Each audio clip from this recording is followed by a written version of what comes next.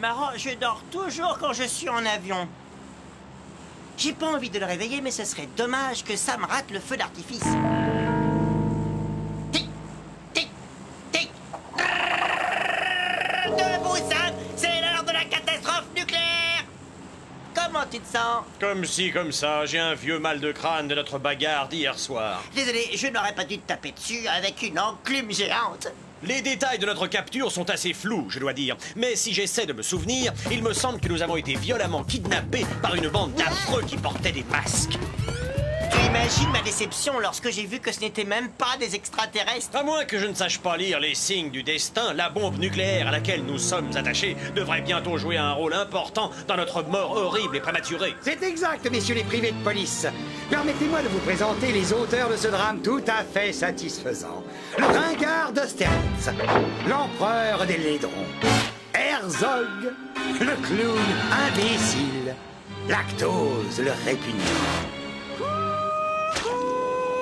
Et bien sûr le chef d'entre tous, ennemi intime. Oh non, Rocky Poiscaille, on pourrait varier le menu de temps en temps. C'est la dernière fois que je vole avec cette compagnie.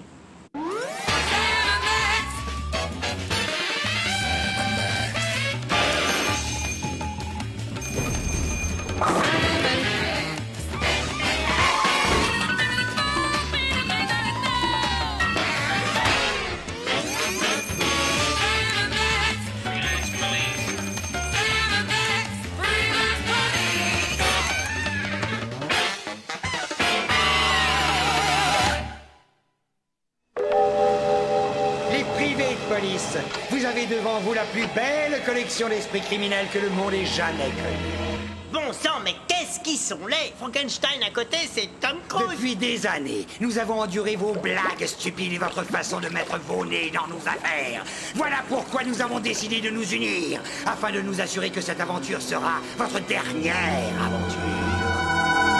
Wow, c'est plutôt flatteur quand on y pense. 6 grands caïds du crime qui se mettent ensemble pour lutter contre Sam et Max. Échangeant des recettes de mauvaises actions et des méthodes de torture. Ah, le monde est un endroit formidable. Apparemment, nous avons un gros paquet de génies du crime avec nous. C'est vrai, Sam. Virons-en quelques-uns.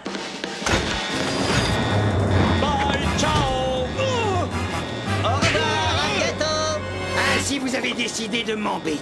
Oui, et ça ne fait que commencer. Vous voulez qu'on transforme Pinocchio en un vrai petit garçon? Nous allons vous jeter dans un endroit très reculé. Vous serez précipité de très haut dans le cratère d'un volcan en éruption. C'est alors que l'engin nucléaire auquel vous êtes ligoté explosera, provoquant ainsi une gigantesque gerbe de lave incandescente dans laquelle vous serez carbonisé. Ça peut faire mal. On ne peut pas utiliser nos doublures pour ça. En théorie, on pourrait. Mais c'est l'heure d'aller au lit et demain, il y a école.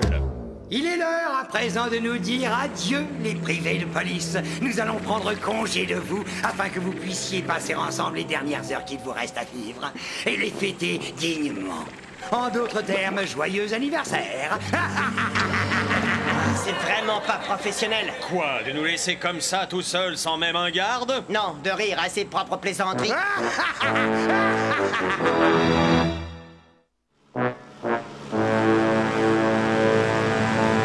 Journée, on est plutôt dans la mouise. Même si on arrive à couper nos liens, il y a un poisson puant, un cruel extraterrestre, un abject clown en bois et une grosse tête flottante qui garde l'avion. Je crois qu'on est fichu. Cette fois-ci, c'est la fin des privés de police. C'est bien possible. En tout cas, on se sera bien marré, Max. Tu l'as dit, Sam. Dans mes souvenirs d'enfance, je revois toutes les bêtises qu'on a pu faire. Tu te souviens quand on a mis le feu à la mallette de papa et qu'on l'a enterré dans le jardin? C'était pas sa mallette, c'était son castor. Ah oui, c'est vrai. Tu te souviens quand on a mis le feu au castor de papa et qu'on l'a enterré dans le jardin? Ah, la belle époque.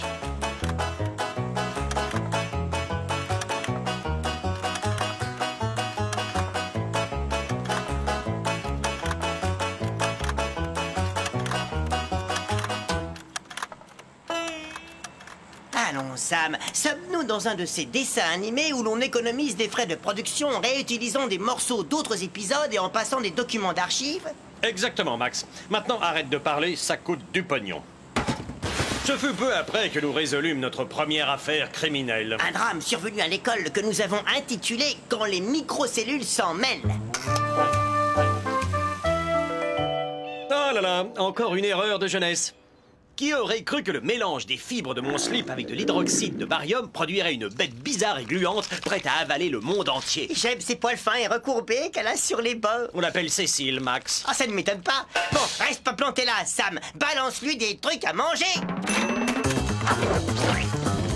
À mon sens, ce fut un moment décisif dans notre relation en tant que combattant du crime. La première fois que nous faisions une vraie équipe.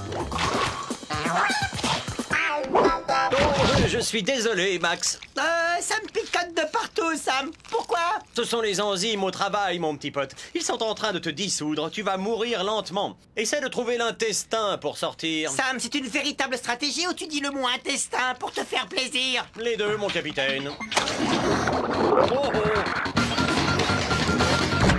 Finalement, c'était pas trop pénible d'aller te récupérer. La bête se meurt. Je lui ai arraché son noyau. Eh oui, tant de souvenirs, tant d'expériences riches et pleines d'enseignements. Instant de gloire, oui, mais de terribles épreuves également. Comme vous allez le voir dans ce document de Noël. Touche pas à mon casque.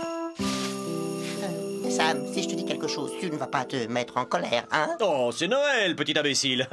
Rien ne peut me faire sortir de mes gonds et entamer notre merveilleuse amitié. Ah, ça me rassure que tu dises ça. J'avais besoin d'un récipient pour préparer ma bouillie de potiron, alors j'ai pris ça. Non! Non! Non! Max avait utilisé un de mes bijoux de famille les plus précieux, le casque que mon grand-père Léo portait pendant la guerre. Il l'avait acheté au puce. Écoute, Sam, je l'ai à peine fait exprès. Le traitement ignoble que Max avait fait subir au casque de grand-papa était impardonnable. L'équipe des privés de police n'existait plus.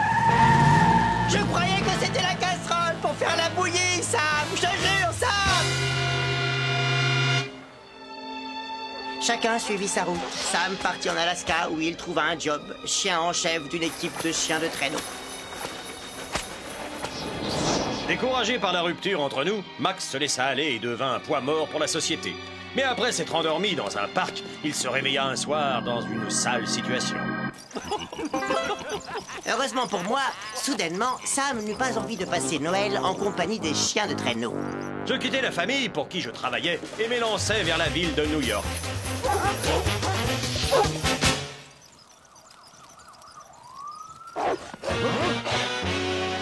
Ça va, mon petit pote? No problemo, Sam.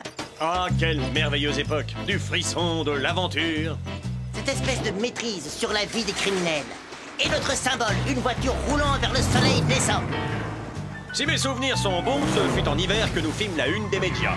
Mais ce fut également la saison des catastrophes, car c'est à cette époque que nous rencontrâmes... Laurent... Oh, mais pardi, mais ce sont eux, Sam et Max, les privés de police, en chair et en os, évanouis. Leurs poumons ne respirent plus, leurs cœurs sont arrêtés. Ne mourrez pas, Sam et Max, je viens juste de vous rencontrer. Non, pas eux. Non, je vous en supplie, pas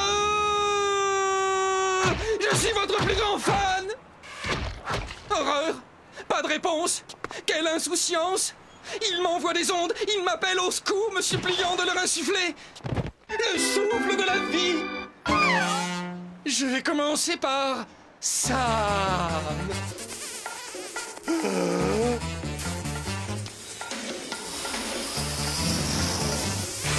Victoire! Ça y est, j'ai rendu la vie à Sam et Max. À présent, nous sommes liés pour l'éternité. Vous êtes les grands, les nobles, privés de police et moi, Laurent, je suis votre plus grand ami pour la vie.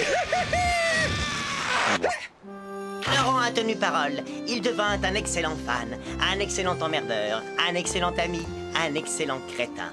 On disait de lui qu'il savait s'attirer les bonnes grâces de toutes les célébrités. Sa bonté rayonnait autour de lui et enveloppait Sam et Max d'un rayon de miel. Au secours, aidez-nous, ce type est collant! Max, quand je pense à tout ça, je remercie le ciel que Laurent ne soit pas là pour nous sauver cette fois-ci. Exact. Si on doit casser notre pipe, autant qu'on la casse en paix. Ah, vous voyez, je savais bien qu'ils étaient en train de bavarder. Et en plus, ils se sont libérés de leur lien.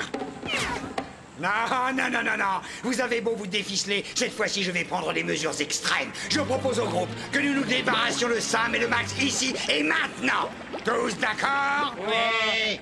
Quelqu'un n'est pas d'accord? Nine! On fait comme on a dit. J'espérais quand même que tu voterais non, Max. Désolé, Sam, je préfère toujours m'abstenir. Fichez-les dehors.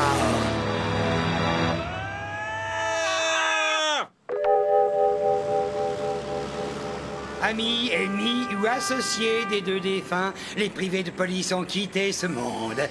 Nous ne verrons plus jamais leurs faces hilars s'esclaffer devant l'échec, la destruction de nos plans les plus efficaces. Qu'ils aillent se faire voir.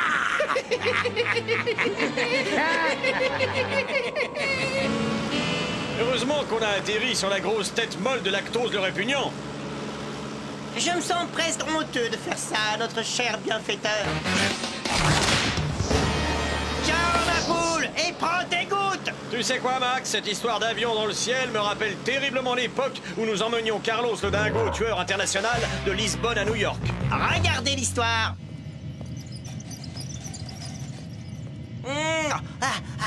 Qu'est-ce qu'il y a, Max? J'arrive pas à respirer, Sam. Est-ce que c'est la pression d'air ou l'odeur des dessous de bras de notre prisonnier qui me fait ça? Non, en fait, c'est moi. J'ai du mal à digérer ce mélange de cacahuètes salées et de jus de fruits artificiels qu'on nous sert dans l'avion. Je me sens ballonné, alors il faut que ça sorte. Dans ce cas-là, je vais découper la fenêtre. Passe-moi le coupe-glace avant que je m'évanouisse. D'accord, mais réfléchis bien, mon petit pote. Tu risques d'être aspiré plutôt violemment à travers le hublot et d'aller faire le yaourt dans la voie lactée. Ça sera mieux que ce voyage. Ah, je n'arrive pas à contacter une charmante hôtesse. Oh, elle est sûrement en train de ramasser les miettes des passagers de première classe. Ah, je me ferais bien faire un massage de la voûte plantaire. Hé, Max, tu ne remarques rien d'anormal? Bah si, on a perdu du poids. En fait, près de 200 kilos, vu que Carlos le dingo a disparu. Regarde autour, il a peut-être glissé derrière un coussin en velours. Il est pas là, mais on dirait qu'il a oublié ça. Oh, regarde-moi ces couleurs. Waouh, super joli. Débarrasse-nous de ce truc pendant que j'essaie de m'évader. Hey, l'avion n'a pas explosé. Mais comment t'as fait, mon petit pote? Max? Qui est prêt à suivre tonton Sam dans sa dangereuse poursuite d'un dangereux malfaiteur? Moi! Oh, moi!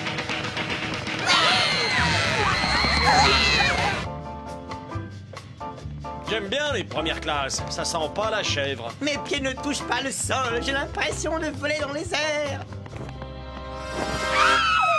Les privés de police, mesdames. Simple vérification de routine pour trouver un super criminel. Je peux savoir pourquoi cette porte est fermée? C'est sûrement le placard, Max. Le tueur se planque toujours dans le placard, armé d'un sérieux instinct de survie et d'un os de gigot pour te taper sur la tête.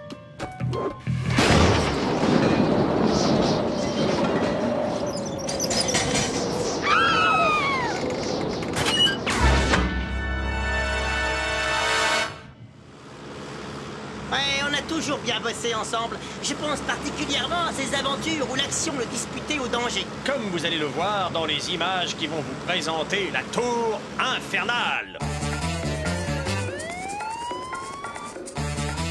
Silence, capitaliste sauvage! À partir de dorénavant, nous supprimerons un otage toutes les heures, jusqu'à ce que vous ayez payé la rançon pour les pays pauvres.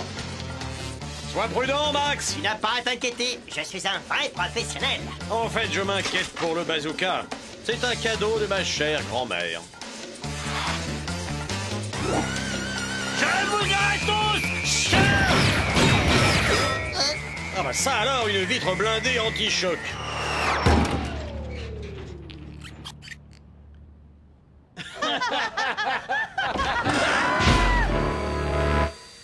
Et tu te souviens de cette série affligeante où on était très mal dessiné? Ah oui, genre dessin animé primaire avec personnages gentillets.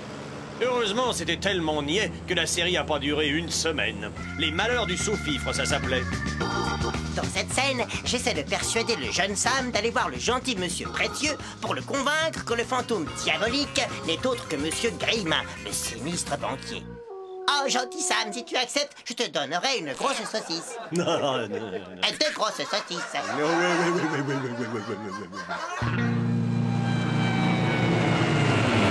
Et la fois où tu as avalé un portefeuille. Satan, va-t'en! Merci, Seigneur! Et comment oublier ce jour où notre vie a changé? Notre pauvre existence a soudain été illuminée par notre première rencontre avec la délicieuse Franfreluche. Nous la découvrîmes flottant dans un panier d'osier et décidâmes de la recueillir, sentant qu'un jour, elle nous mènerait à la terre promise. Ah non, tu confonds avec l'histoire de Moïse, mon petit pote. C'est vrai? Comment a-t-on rencontré Fanfreluche? C'est géant son truc! Vous voulez venir dans notre caverne consacrer votre vie à lutter contre le crime? D'accord.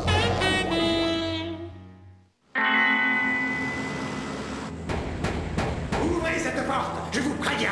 Ne m'obligez pas à utiliser la force. Max, si jamais il m'arrivait quelque chose, je veux que tu conserves ceci. Si je tombe entre les mains de nos ennemis, je nierai vous avoir connu. Signé le commissaire. Oh, ça lui ressemble tellement. Oui. À chaque fois qu'on s'ennuyait et qu'il n'y avait plus de criminels à se mettre sous la dent, on avait toujours ce coup de téléphone.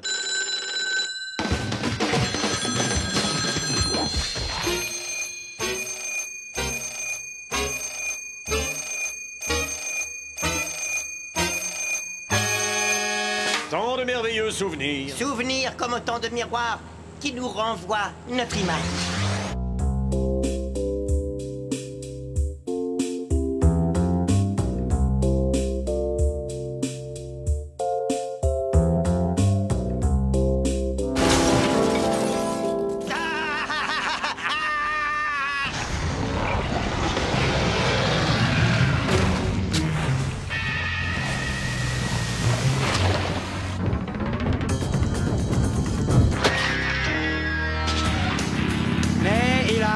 Même les meilleures choses ont une fin.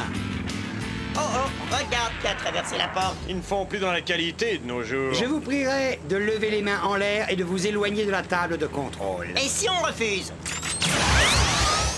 C'est intéressant comme argument. À mon avis, ce garçon a été dans la politique. Je suis content, je suis très content. Tout est fondamentalement prêt. Nous approchons du dénouement final et de son horrible fin. Plus rien ne peut nous arrêter. Qu'est-ce qu'il y a? Le grain de sable, il y en a toujours un. Je vais m'en débarrasser. J'ai trop attendu la fin pour repartir au début. Si c'est un marchand de saucisses, j'en prends 2. Mais enfin, ne voit-il pas que nous sommes occupés? C'est le commando des couches culottes. Ils viennent rendre la justice à coups de biberon et de sucettes. Allez-y les petits, nettoyez-moi ces imbéciles. Moi je retourne à la base. Arrêtez ça! Dehors, les mômes! Vous êtes en train de faire échouer ma terrible vengeance! Fais risette à tonton. Oh, qu'il est mimi le kiki. C'est un gentil amour, ça.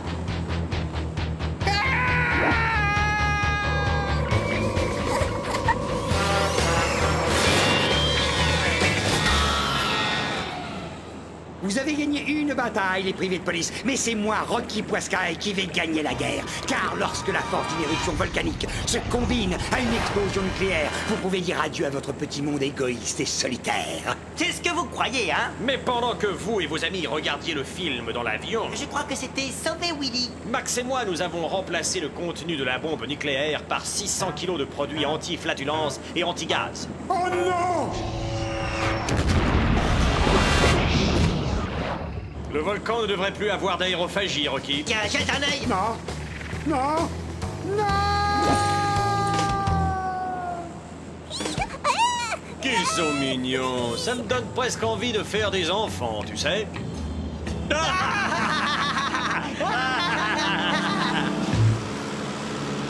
Pourquoi t'as le blues, Sam? Après tout, c'était une magnifique dernière aventure. Justement, c'est ça qui m'angoisse, Max. Maintenant que nous nous sommes débarrassés de tous les super vilains de la planète, nous devenons parfaitement inutiles. Peut-être que le monde maintenant est un îlot de bonheur. T'inquiète pas, Sam. Le monde est toujours infesté de crapules de la pire espèce. Et pour longtemps. Attends un peu pour voir. Le téléphone va sonner. Tu vas voir. Ça ne devrait pas tarder. Sonne! Et voilà. Excuse-moi, Max, j'aurais dû te croire sur parole, Max. La routine. Oh, regarde, des dauphins. C'est pour moi. C'est pour moi. Cette fois, tu l'as eu, mon petit pote. Non, c'est moi. C'est moi. C'est moi. Non, allô, allô, allô.